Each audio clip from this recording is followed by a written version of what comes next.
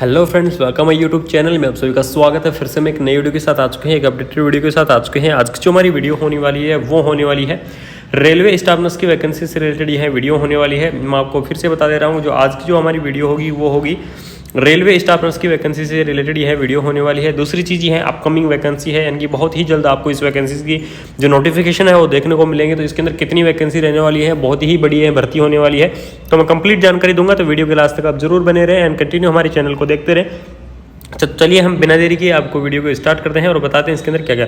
Railway staff nurse vacancy 2023 notification ANM GNM job salary, यानी कि इसमें क्या हो सकता है कि जो रेलवे स्टाफ नर्स की है वैकेंसी दी गई है, इसके अंदर एएनएम कैंडिडेट भी अप्लाई कर सकते हैं और जीएनएम वाले कैंडिडेट भी अप्लाई कर सकते हैं, यानी कि दोनों कैंडिडेट इसके अंदर अप्लाई कर सकते हैं। और इसमें सबसे पहले हम बात करते हैं ऑर्गेनाइजेशन, यानी कि ऑर्गेनाइजेशन किसके द्वारा करवाया जाएगा। तो मैं आपको बता दूँ, आरआरबी के द्वारा यह ऑर्गेनाइजेशन करवाया जाएगा, यानी कि रेलवे रिक्रूटमेंट बोर्ड की तरफ से आपको यह वैकेंसी ऑर्गेनाइज करवाई जाएगी। अगर मैं इस वैकेंसीज़ की मैं बात करूं तो इसके अंदर आपको स्टाफ नर्स की वैकेंसी देखने को मिलेगी, ठीक है। उसके बाद में पोस्ट का हम थोड़ा डिस्कस कर लेते हैं कि कितनी पोस्ट आने वाली है इस वैकेंसी के अंदर।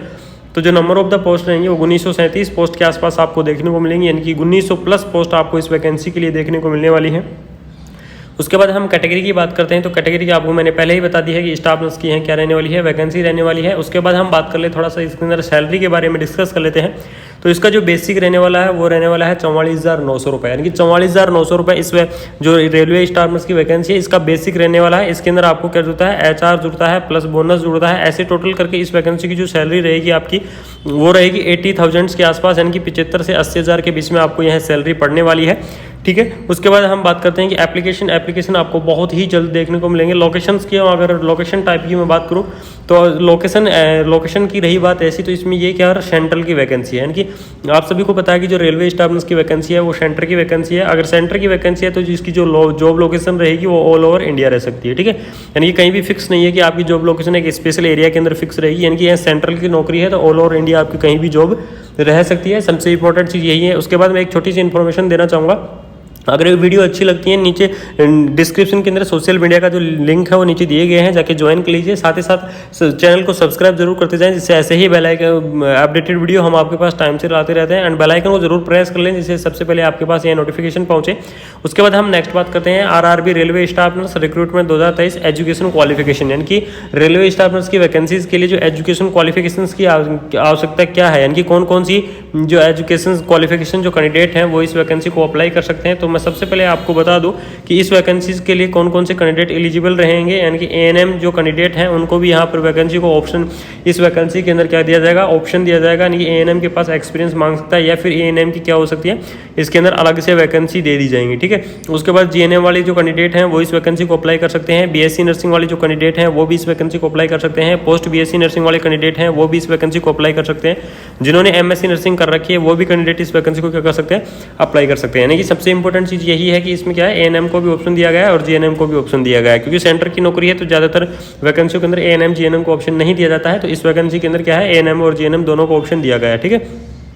उसके बाद हम बात करते हैं RRB railway staff nurse age limit के बारे में, यानी कि इस वैकेंसी की जो रेलवे की वैकेंसी है इसकी जो एज लिमिट है वो कितनी रहने वाली है, ठीक है।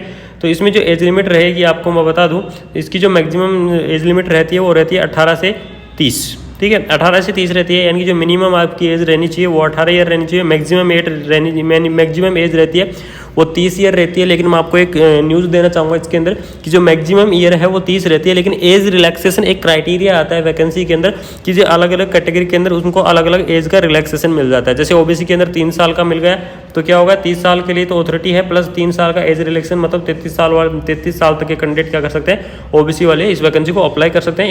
इस तरीके से अलग अलग कैटेगरी के अंदर अलग अलग रिलैक्सेशन दिया गया है। तो अब हमको बताएंगे आपको कि इसमें जो एज रिलैक्सेशन रहने वाला है वो कितना रहने वाला है। तो ओबीसी जो कैटेगरी है, ओबीसी कैटेगरी के अंदर 3 ईयर का क्या रहने वाला है, एज रिलैक्सेशन रहने वाला है। और जो एससी एसटी कैटेगरी है, एससी एसटी कैटेगरी के अंदर क्या रहने वाला है, 5 ईयर का इस वैकेंसी के अंदर एज रिलैक्सेशन रहने वाला है, ठीक है।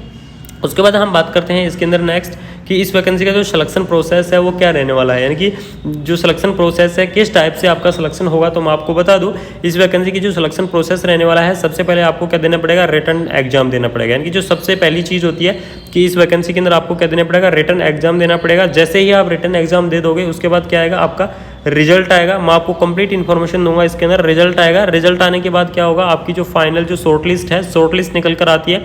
शॉर्ट लिस्ट निकलने के बाद आपका क्या होते हैं, डॉक्यूमेंट्स वेरिफिकेशन होते हैं, और डॉक्यूमेंट्स वेरिफिकेशन होने के बाद आपकी जो फाइनल लिस्ट आती है, उस लिस्ट के बाद आपका क्या माना जाता है, कन्फर्म जो वैकेंसीज है वो मानी जाती है, यानी कि जॉब है वो मानी जाती है। उसके बारे में हम आगे नेक्स्ट बात करते हैं। इसके अंदर सब्जेक्ट के बारे में, यानी कि कितने क्वेश्चन आ रहे हैं, कौन कौन से सब्जेक्ट से आपको कितने क्वेश्चन देखने को मिल रहे हैं इस वैकेंसी के अंदर, ठीक है। तो सबसे पहले आप देख लीजिए प्रोफेशनल जो एबिलिटी, यानी कि प्रोफेशनल एबिलिटी का मतलब आप जानते हो, काफ़ी कैंडिडेट क्या होता है प्रोफेशनल एबिलिटी का मतलब नहीं जानते। तो इसमें मैं बता दूं, जो नर्सिंग के जो सब्जेक्ट है, यानी कि नर्सिंग के जो टोटल सब्जेक्ट हैं, प्रोफेशनल एबिलिटी का मतलब होता है नर्सिंग की जो ऑल ओवर जो सब्जेक्ट है नर्सिंग के, उनमें से कितने आएंगे, 70 क्वेश्चन तो किसमें आएंगे, नर्सिंग की सब्जेक्ट में आएंगे, जो कि ऑल ओवर नर्सिंग के सब्जेक्ट है। उसके बाद जनरल अवेयरनेस में से क्वेश्चन आते हैं, जनरल अवेयरनेस में से कितने आएंगे, आपको 10 क्वेश्चन देखने को मिलेंगे।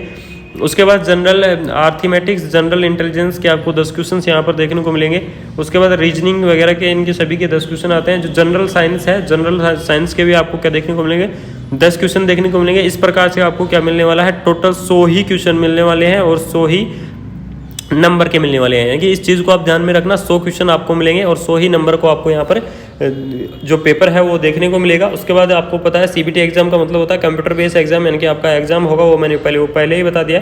अब थोड़ा सा हम डिटेल में बात कर लेते हैं इसके आरआरबी जो नर्सिंग स्टाफ नर्स की वैकेंसी है, इसकी सैलरी के बारे में थोड़ा सा हम डिस्कस कर लेते हैं कि इसका जो सैलरी है वो उसमें क्या क्या चीज़ें जुड़ी हुई होती हैं। तो सबसे पहले आप देख लीजिए, इंक्लूड द बेसिक मैंने ऊपर बता दिया था 44,900 रुपये। इसके अंदर डीए जुड़ता है, ठीक है, डियरनेस अलाउंस जुड़ता है, टीए जुड़ता है, ट्रांसपोर्ट अलाउंस जुड़ता है, एचआरए जुड़ता है, हाउस रेंट जुड़ता है, ये सारी चीज़ें जुड़कर, और एचआरए 24% तक होता है नर्स के लिए, ये सबसे इंपॉर्टेंट चीज़ है। तो 44,900 बेसिक हो गया, और ये तीनों चीज़ें जुड़कर जो इसकी सैलरी रहती है वो सैलरी बहुत ही अच्छी खासी हो जाती है। मैंने आपको पहले भी बताया था कि इसकी जो सैलरी है, ये सारी चीज़ें जुड़कर, और जो इस वैकेंसी की जो सैलरी रहने वाली है वो रहने वाली है 80,000, 75 से 80,000 के रूप में आपको यहाँ पर सैलरी देखने को मिलेगी। और यही एक लास्ट इन्फॉर्मेशन यही थी कि आपको अनाउंस भी मिलने वाला है। सबसे इंपॉर्टेंट चीज़ जो एचआरए जो अनाउंस मिलता है, वो एचआरए अनाउंस अलग अलग मिलता है, यानी कि कभी मिल गया फिर उसके बाद में इसका इंक्रीजमेंट हो गया। ये क्या होता है, जो एचआरए होता है ये इंक्रीजमेंट होता रहता है। और जो